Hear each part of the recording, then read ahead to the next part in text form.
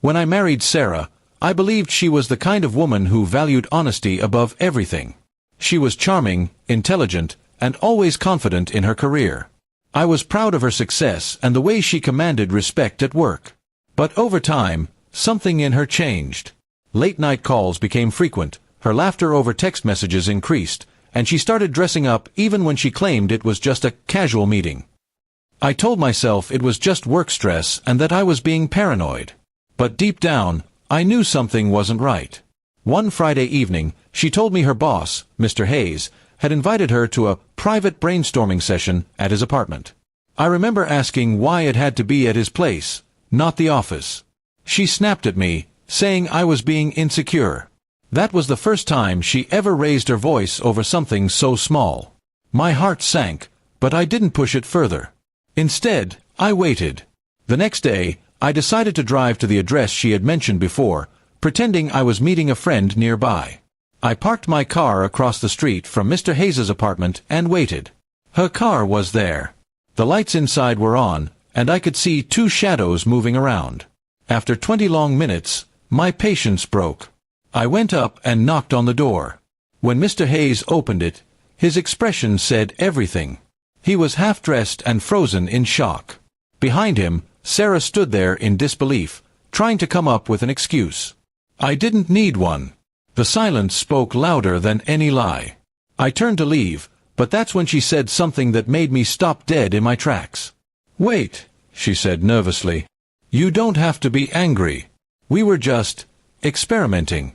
Maybe you can join us and we can talk this out." Her voice trembled, but it wasn't with guilt, it was embarrassment that I had caught her. That moment shattered every piece of respect I had left for her. I looked her straight in the eye and said, "I'm not part of whatever game you're playing. But you just lost the only person who ever respected you." Mr. Hayes tried to interrupt, saying it wasn't what it looked like, but I walked out before I did something I'd regret. Driving home, I felt a mix of rage and sadness.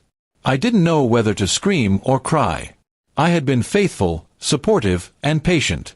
Yet, I was treated like a fool. I spent the night packing her belongings into boxes, every item reminding me of a lie I hadn't seen before. The next morning, when she returned home, her face was pale.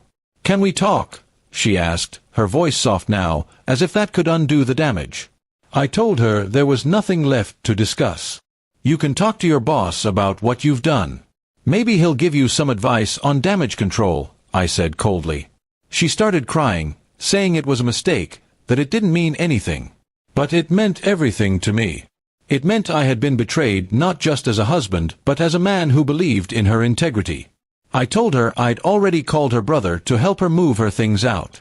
When her brother arrived, he looked at me, confused, until I told him the truth.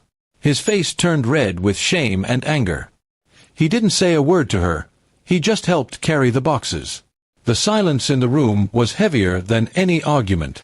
2 weeks later, I received a message from one of her co-workers.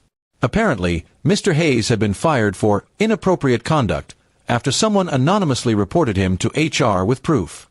That someone was me. I had sent the photos I'd taken that night to the company's board. Sarah tried reaching out to apologize again, saying she'd lost everything because of one mistake. But I didn't reply. I had already filed for divorce and was determined to rebuild my life from the ground up. Looking back, I realized that betrayal often reveals people's true colors.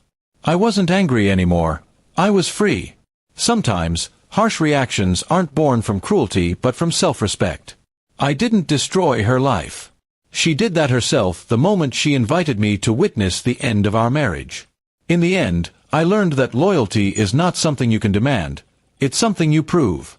And once trust is broken, no apology or excuse can ever rebuild it the same way again.